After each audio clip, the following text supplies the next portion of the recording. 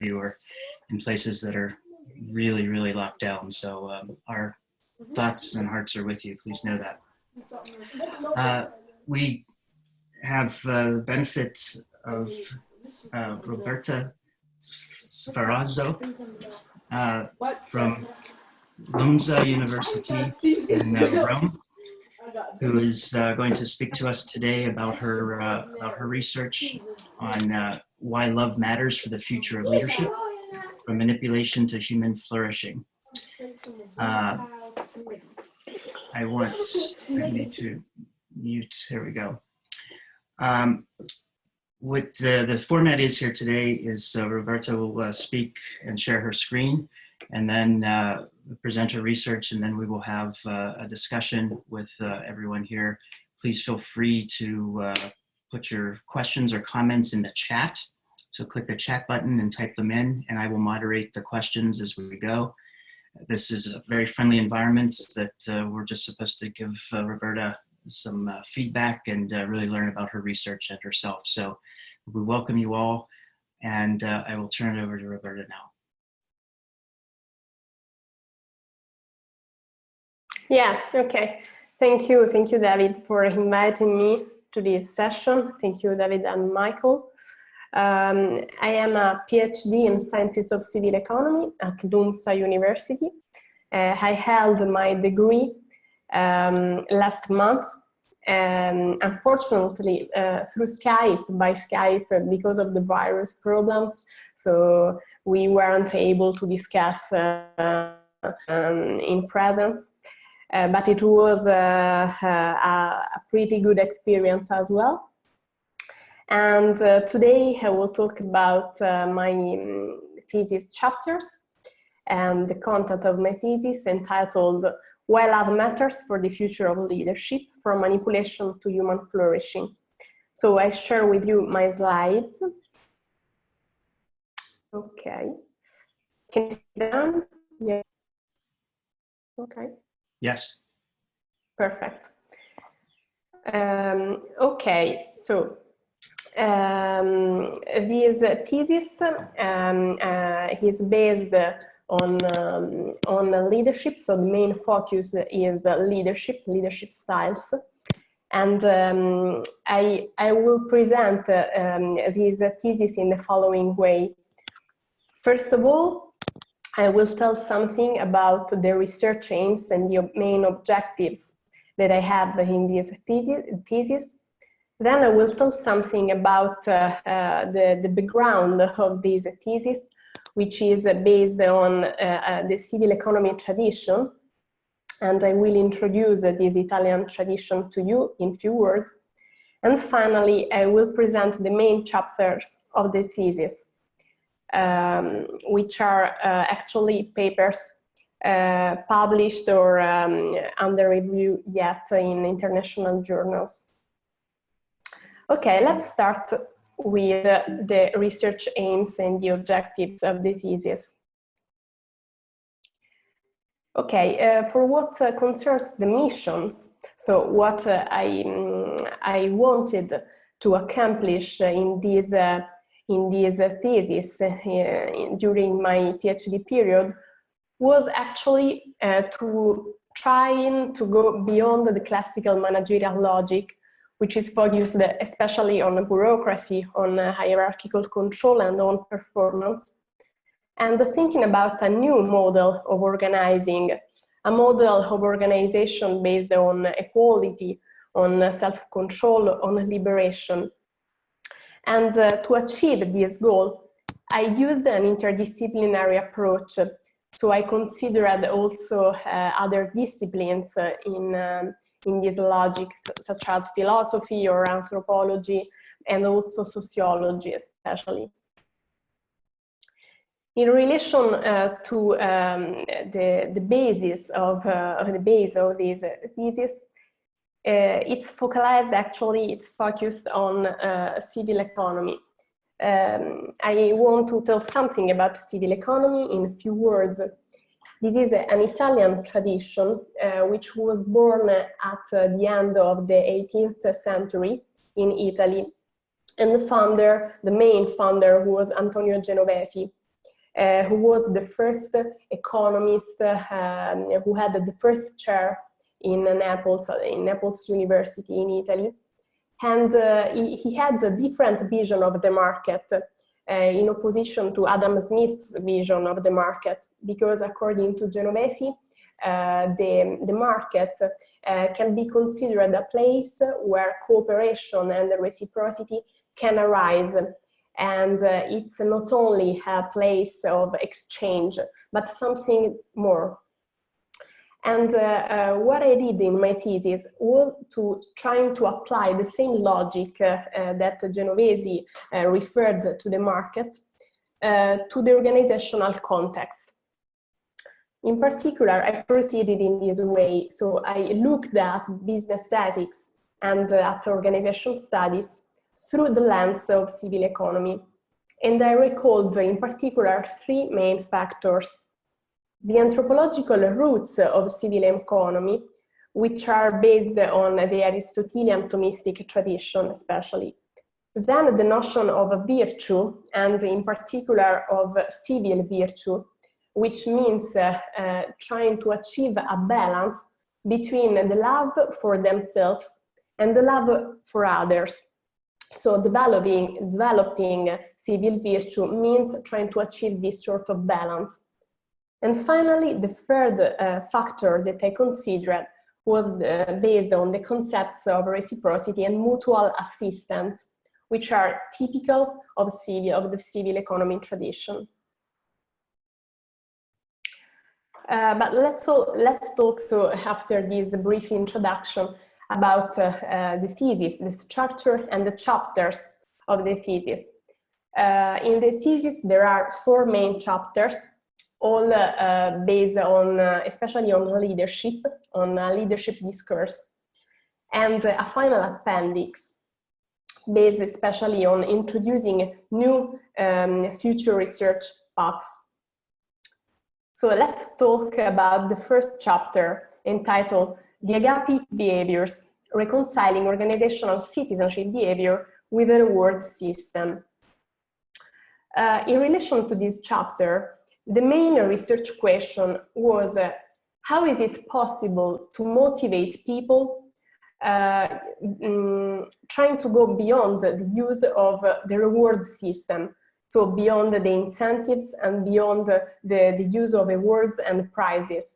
What could be the leverage, the real leverage, human leverage to motivate people?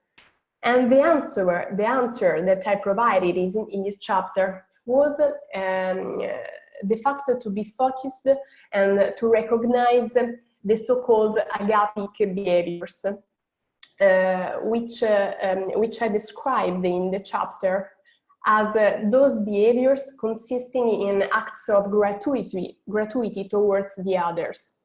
So help for others, or something that in a way goes beyond the altruism behavior. So also they can be considered a sort of extension of the organizational citizenship behavior literature and definition.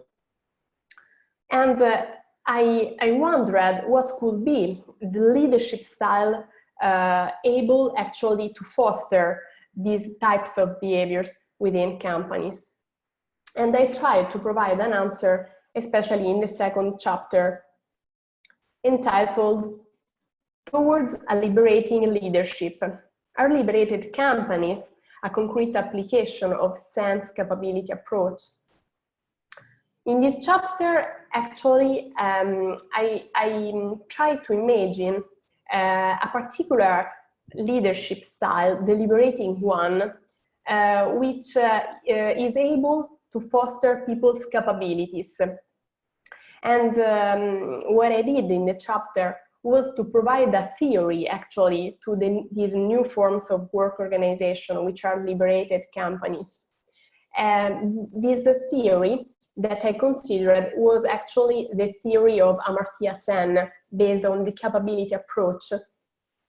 In fact, I recognized a sort of link between the liberated companies and the notion of freedom that we can find in these organizations, with the definition of freedom provided by Amartya Sen, and also of equality. So I derived a list of capabilities that should be fostered for guaranteeing people's human flourishing, also within companies.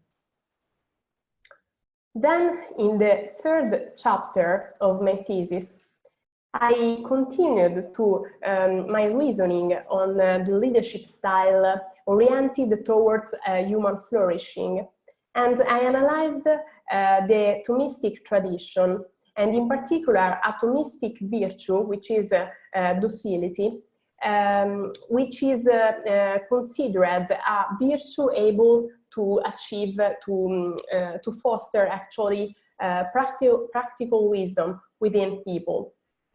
According to Thomas Aquinas, actually, docility consists in this sort of ability to be ready to be taught, which means actually that in the relation between the master and the disciple, is it possible to develop this virtue, but only if both the master and the disciple want to learn from the other. And applying the same reasoning also to the relation between the follower and the leader, it is possible to find the same arising of virtue, the same arising of docility.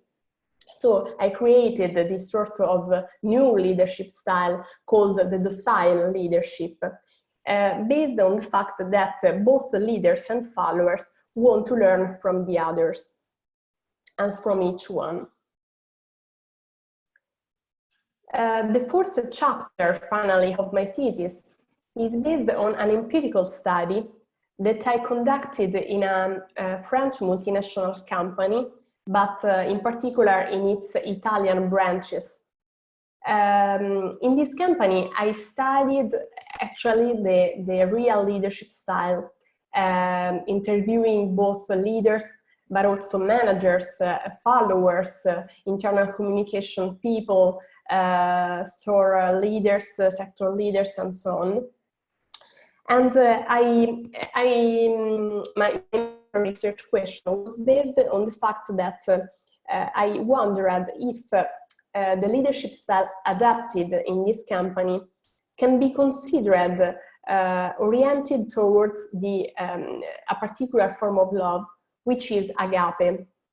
In fact, I discovered that in this company, people were particular altruists and adopted particular agape behaviors towards others.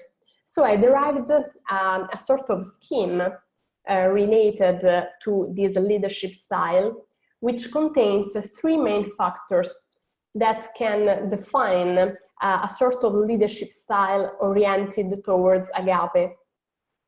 And these factors are, first, the factor of sharing. So share, for example, knowledge or information.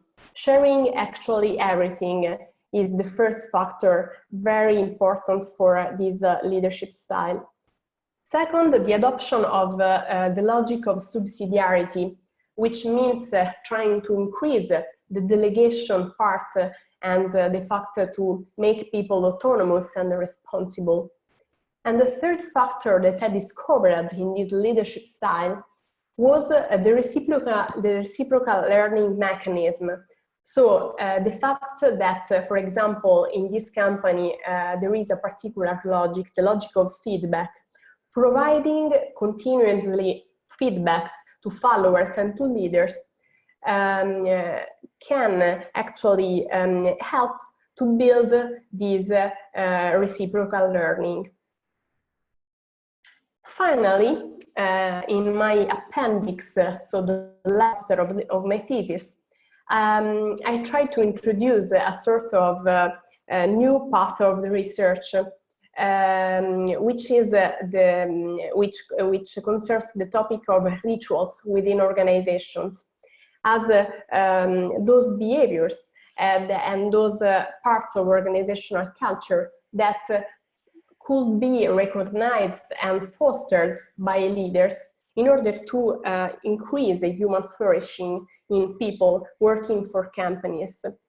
And in particular, I considered rituals helped to face a merger and acquisition process in Italy between two companies. So it is really important actually to discover the good side of rituals and also the dark side of rituals, if there is one, to understand how tensions, for example, in companies can be faced in terms of people's human flourishing, and what could be the attitude of leaders and managers in managing the organizational rituals. The last part of my thesis is based finally on some future research prospects that I have in mind and that I really like to continue working on during my research. So the main question that I have in mind, and that consists in the future of work, is what will be the future of work? What could be the future of work? And I have also for you some questions that are present in the conclusion of my thesis. So the first one is, can rituals help, for example, to cope with the tensions and the ambivalences of the new managerial ideology, to use a Boltanski terminology? If rituals can help to face also some ambivalences of the new forms of work organizations. The second one concerns the topic of freedom. So can work really be free within organizations? If yes, how can we measure freedom within companies? So considering also the phenomenon and the new culture of liberated companies that I analyzed in my thesis. And finally, the third question concerns the future of work in the context of the IT evolution. So what could be the future of work?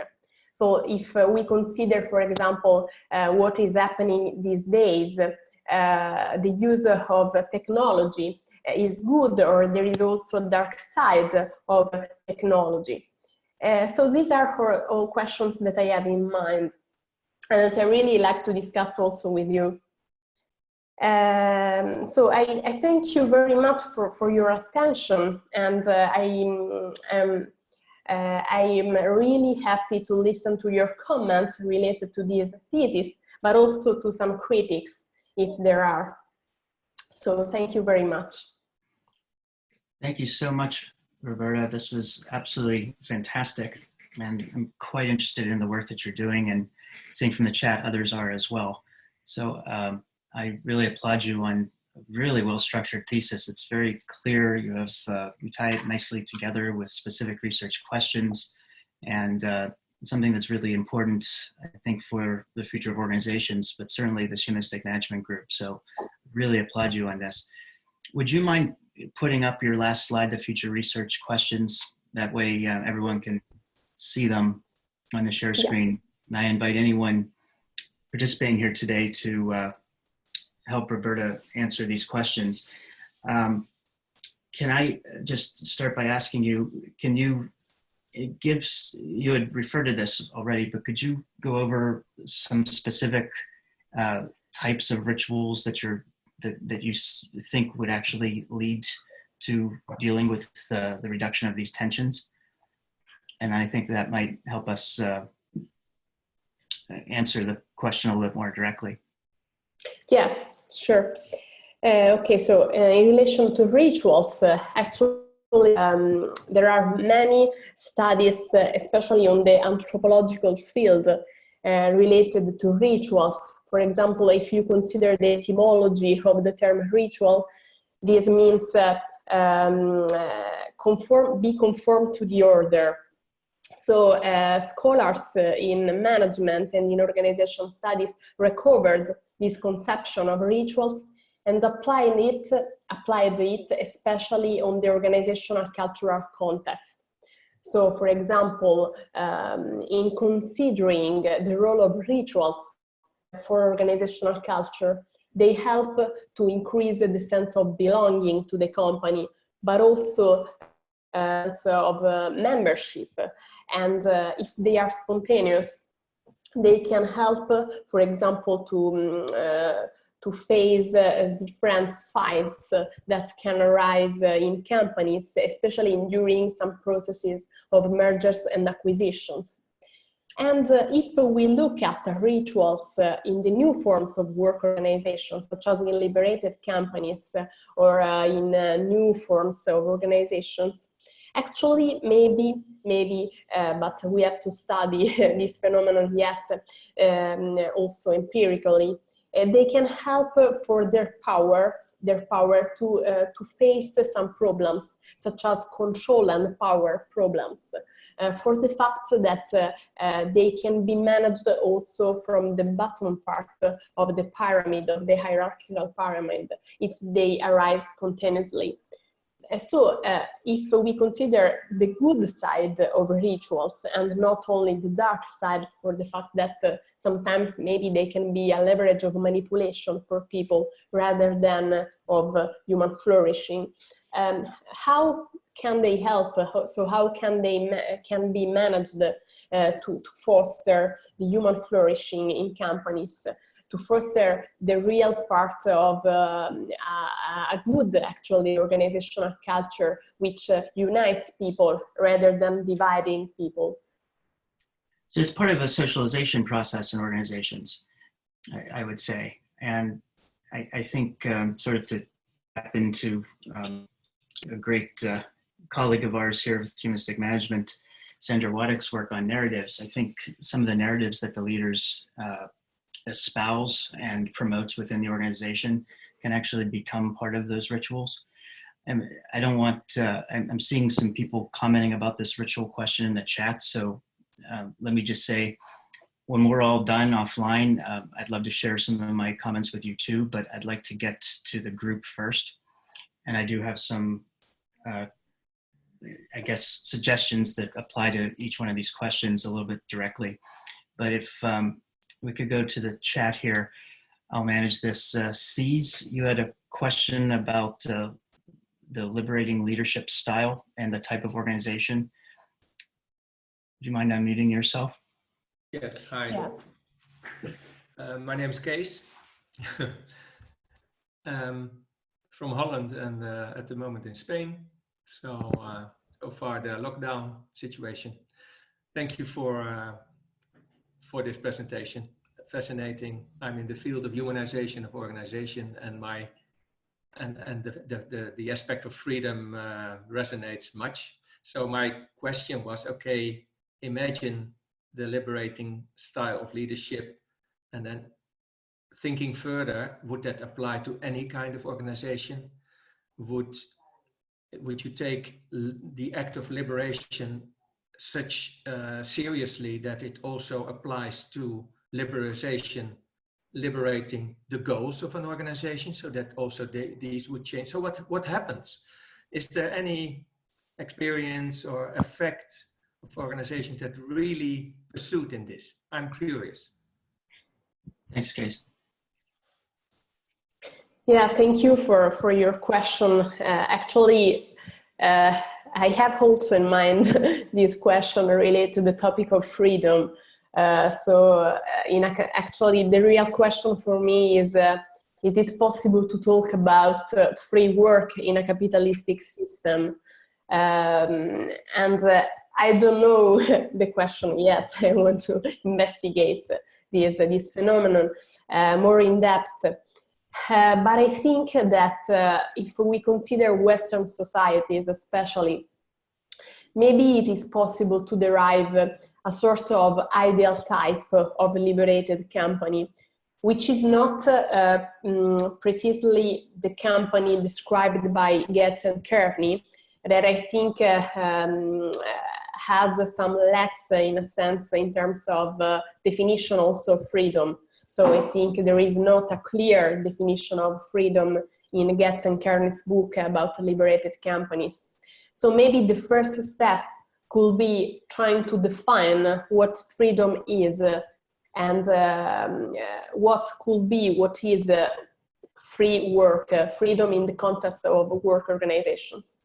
So this is the first step that I really like to do in terms of freedom's definition, and then trying to apply this definition within companies. And in a humanistic vision, so using the human flourishing metaphor, I think that, for example, using the concepts of capabilities can help. Capabilities which allow people to flourish, such as self-motivation or autonomy or responsibility, which I think are all connected to the topic of freedom. You know, Roberta, building on that, before I go down the chat for another question, it occurred to me that one bit of research that may help you is on ethical work climates. There's Victor and Cullen's work from the 80s and 90s, and then subsequent work a lot more recently has identified instruments that measure different types of, I guess, normative climates or cultures within an organization. And one of those climates is the independence one. So that could apply to your second question about measuring freedom within companies. So I can send you some links when we get off, but just a little thought there. Thank you. Thanks for your question, Case. And I see the other question was related to the kind of clarifying of rituals. So Tyson, would you mind asking your question next? Sure, Roberta. Thank you very much for presenting to us. And by the way, congratulations on defending your thesis, even though it was by Zoom. We do Zoom a lot here, so we don't mind that. My question is about learning. You mentioned learning twice, at least in chapters 3 and chapter 4. And I was wondering if you could go into more, if you're using a particular model of learning from the organizational literature, and regardless, what did you see the docile or the other kinds of managers learning and their followers learning? Thank you. Yeah, thank you very much for your question. Yeah, in relation to the learning phenomenon, I didn't consider in the empirical study a particular type of literature. Actually, I just used a grounded approach in considering the way in which the company I studied used to promote learning within the company itself. And there was a particular mechanism introduced by the HR director, which consisting of this mechanism of feedback.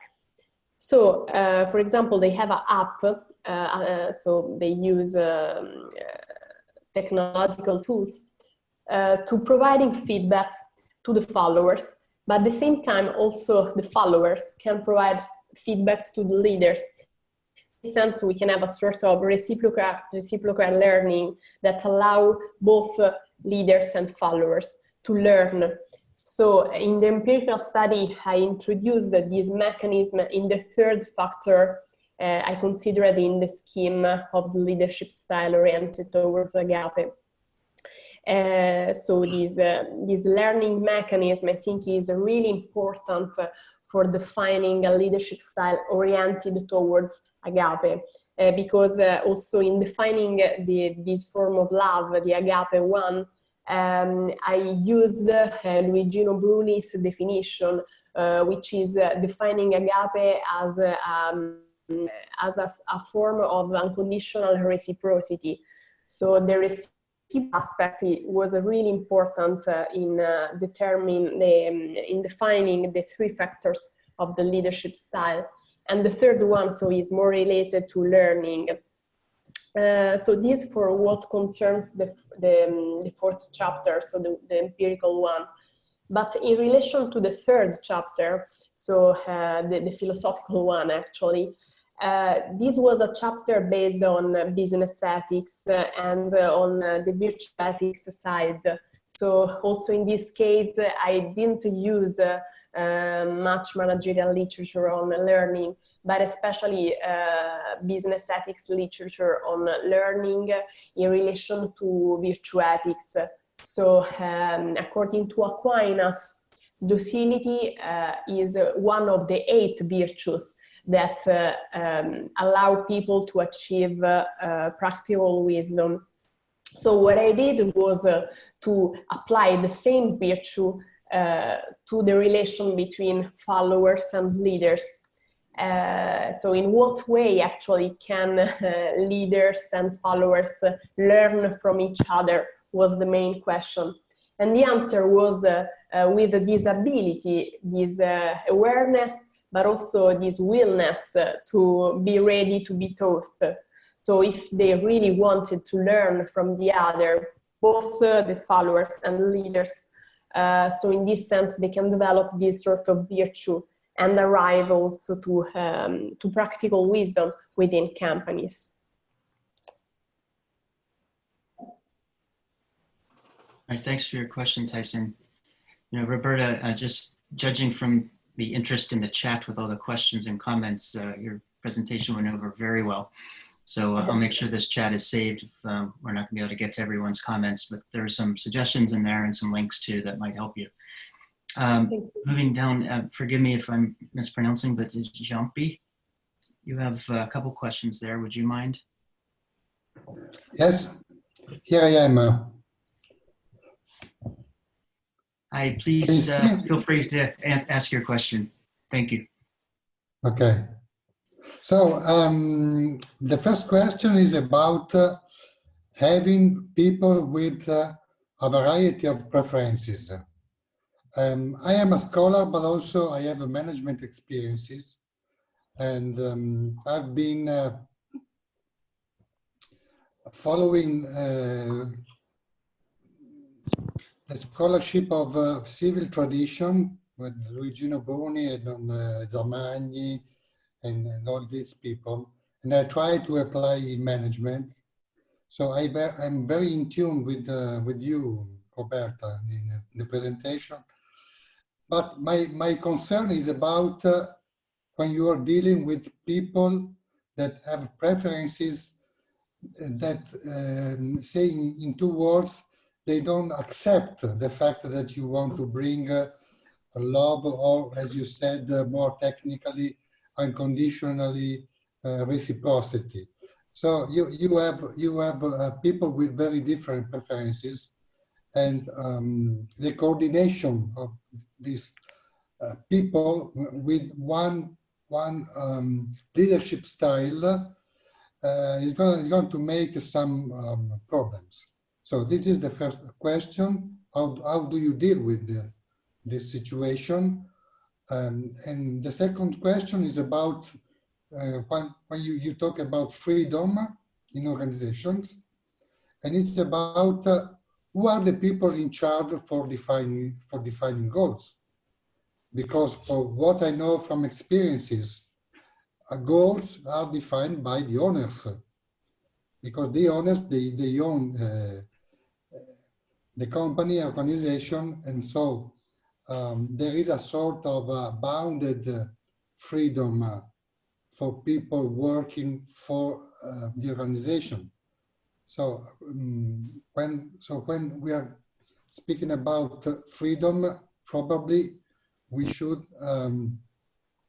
speak about a bounded freedom that is allowed to the managers, to the workers in organization. Again, thank you very much for your presentation, very inspiring and really suggesting many future works also for me. Thanks again. Yeah, thank you very much, Gianpietro. Actually, we are part of the same group, I think, which is the one of civil economy. So, of course, we have, I think, the same questions in terms of managerial attitudes and relate to the organizational context. So thank you for your questions. Starting from the first one, this is a question that I have in mind as well, because I know that the agapic behaviors cannot be adopted by everyone, because actually for the fact that people are free, they can choose to be whatever they want. So what I did was to select a company to study these sorts of behaviors. And this company was, I think, in a sense, oriented towards the application of these behaviors. I had a sort of feeling of this in conceiving their CSR practices. So they are very oriented towards the common good. And this led me to wonder the leadership style that they adopted. So they were, in a sense, already oriented towards this agapic form. But I have also in mind this question about studying, is it possible to study agapic behaviors in other types of organizations, especially in multinational ones? I think it's very difficult. So maybe it is possible to talk more about the traditional OCB, organizational citizenship behavior, rather than agape. But I don't know, I will discover it maybe along my research path. And in relation to the second question, so the one related to liberation and the role of owners in deciding this style. So, for example, in liberated companies, the fact is that there are no, in a sense, there is no an organizational chart in the definition of a liberated company. You don't have an organizational chart. You don't have leaders in the classical definition of leaders, because they must be only the culture keepers of the company, not anything else. So they have to be just some people working for these organizations.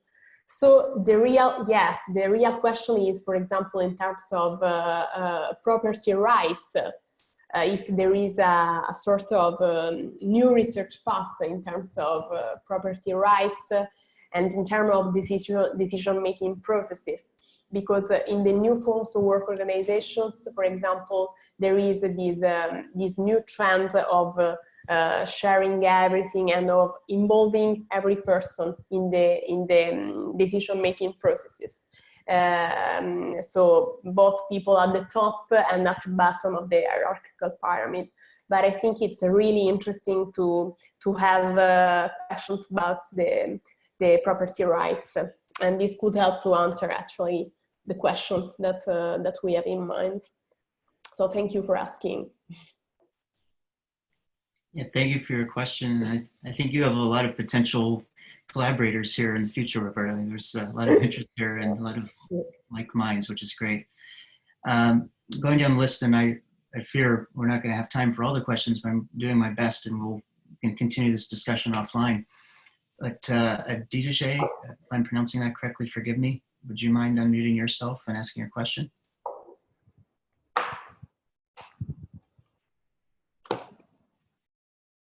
Because I think it's related to this present discussion a bit. Dierksmeier, okay, I'll ask it myself. Thank you for the presentation. It's asking if it's possible there could be variations in the expression of a agapic leadership style based on cultural differences. So do you think this would be a generalizable kind of effect? Yeah, sure. Yeah, I think that in terms of cross-cultural differences, it is possible to find some differences in agapic behaviors. So I don't have this type of study yet, but I imagine, of course, that could be, especially in relation also, for example, to different religions. So maybe this agapic attitude is considered in another sense, or using another language in another type of religion. So agape, for example, is typical of the Christian tradition, so of the European countries and the Catholic ones. So it's the new name for charitas. So maybe it is possible to find some differences in cultural terms, but it could be very interesting also to discover if, for example, in different cultures or in different types of religions, we just have different ways to name things that finally are the same. So yeah, I think both sides, so the language fact, but also the cultural fact and the religious fact could be very important in investigating ergatic behaviors. Yeah, yet another research project potentially for your pipeline. Absolutely. Ron, you had asked a question earlier about expanding the research on ritual, basically expand on, I guess, the description of it. We've talked about ritual a little bit. Is your question answered? Would you like to well, what you said, which I was really interested in, you said ritual is a way to express the underlying norms of the society or of the organization. And that's a fascinating idea, that it's not, don't focus on the rituals, but focus on the underlying ideas that the rituals are trying to show or celebrate. And just to put a stake in the ground, I'm in Chicago, and Milton Friedman is like a complete figure here. And he finally changed his view when he said that the only job of a corporation is to maximize the return to its shareholders, keeping within the law and the ethical customs of the society. And that, we keep looking for ways to break through to this civil economy idea. And I think you've got to go directly at what is the logic we're trying to dislodge. And it's the one of this more narrow view of maximizing return. But even Friedman says that you have to recognize the norms, and then the rituals become a way to run the business. So I don't know if that's a help or not, but I sure love your work.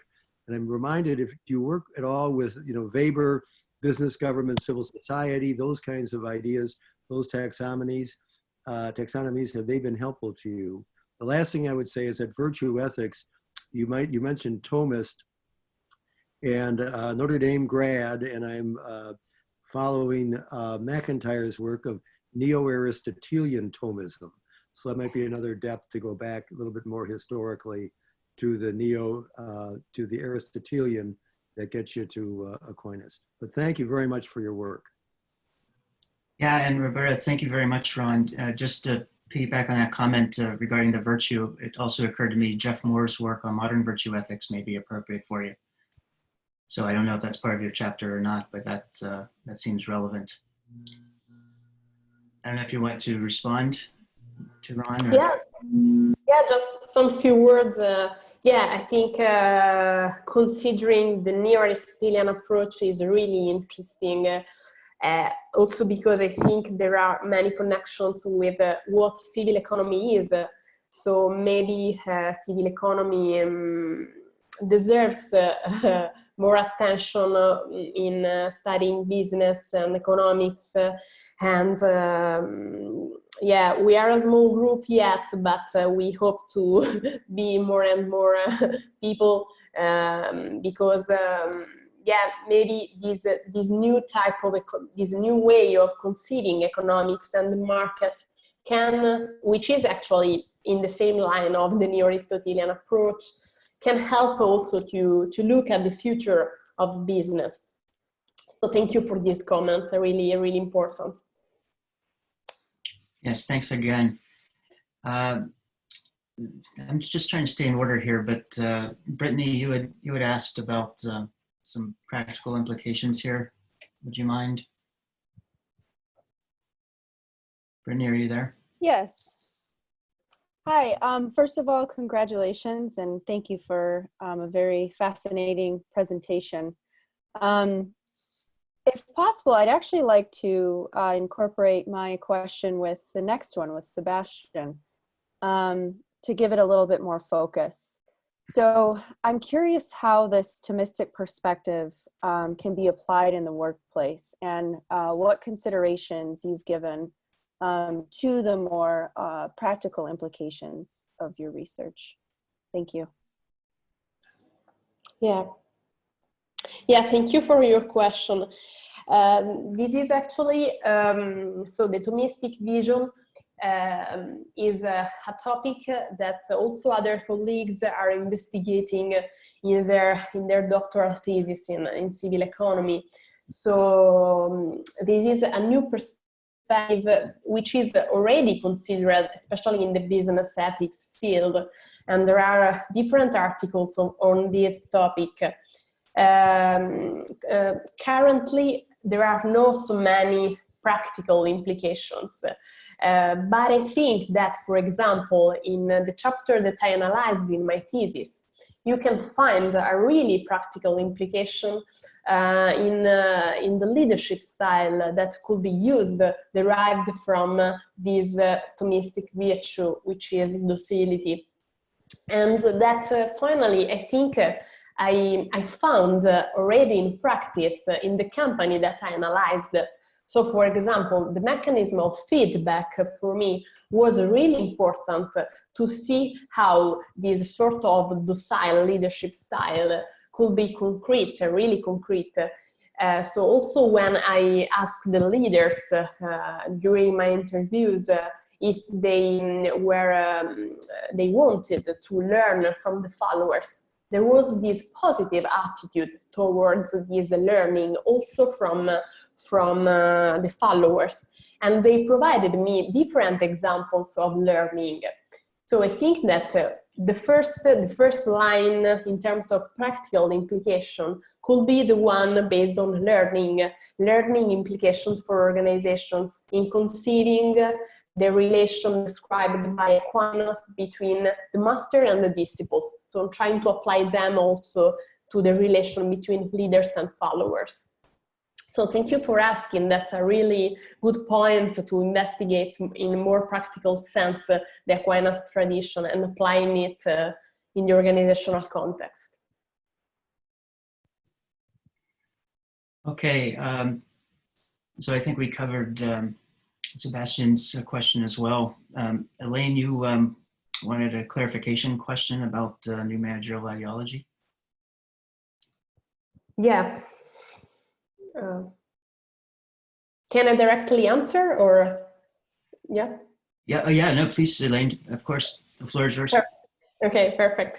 Yeah, actually, I had the opportunity to investigate a little bit more Boltanski definition of new managerial ideology, especially during my visiting period in Grenoble, at the Grenoble École de Management, where they have a particular critical vision in terms of new forms of work organizations. So the new managerial ideology can be considered this sort of part of neo-normative control, for example, that we can find within organization. So the fact, for example, to trying to make people happy, trying to increase the fun within companies, but in a sense without considering the real feelings of people, the real way in which they live within companies. So I think that in talking about new forms of work organization, we must to be very careful in considering the tensions and the ambivalences that are present in these new forms of work organizations. And the emblematic example is the liberated company one, in which actually, for example, these companies should allow people to be free, but it is also true that if you do not, if you are not really part of this scheme, of this new form of organization and of the factors belonging to this scheme, you cannot be there.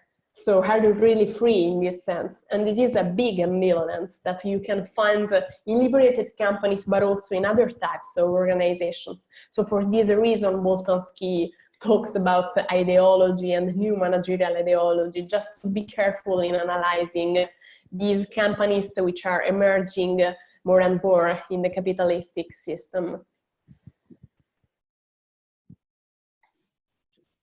Okay, excellent. Thanks, Roberta, and thank you for your question too. let me go to German next. We just have a few minutes, so if we could see if we can get a couple other questions in. We'll try to keep these brief.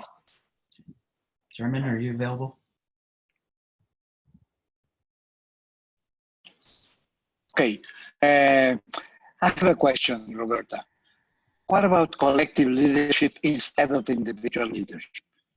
We've tried this in autonomous groups and high performance teams, leaving the leadership in the members of the group instead of having on top of them a leader. And another question is, when you move from a hierarchical structure to a more collective, more cooperative structure, how do you kill the boss to substitute him for the leader? I've done some work on this in practical work, not only theoretical, in several Mexican corporations. Yeah, thank you. Thank you for asking. Actually, in terms of hierarchical structure and collaborative structure, I think that some interesting studies that could help to answer this question are related, for example, to the debureaucratization phenomenon. And in my personal opinion, actually, the real challenge is to find a sort of balance between the bureaucratization phenomenon and the debureaucratization one, because I think that there are some bureaucratic phenomena, also the hierarchical ones, which are necessary within companies, especially in terms of taking responsibility of something. Because sometimes the ambivalence of collaboration is that if we have only collaborative rituals, for example, maybe there are people that are not really able to take responsibility. So maybe some bureaucratic elements should be taken in consideration and not cut at all. But on the other side, the debureaucratization phenomena could be interesting also in terms of, for example, trying to reduce the power phenomena which could undermine people's freedom and people's flourishing. So trying to find a sort of balance between these hierarchical phenomena and collaborative phenomena through this balance between the bureaucratic and the debureaucratization part. Maybe this could help. Okay, thank you. Okay, thank you very much for your question. Just have a few minutes because I want to have a couple minutes at the end just to make some announcements too. There's one question actually. Is your dissertation going to be available for viewing? Because there's some people that are very interested in seeing it. Does it have a DOI number? Yeah, you've published some of your work in journals too, so that might be a way to get access. Yeah, exactly. Actually, this is a thesis based on articles. So some articles are already published and available, but also the dissertation. If people write to me, I can send it. Of course, it's available. Yeah. Okay, thanks for asking that, Natasha. Case, do you want to ask your follow-up question as sort of our last one here today? And the ones that we didn't get to, Ravi was on there, but he had to leave. So you'll have his comments and question on the chat when I send it out.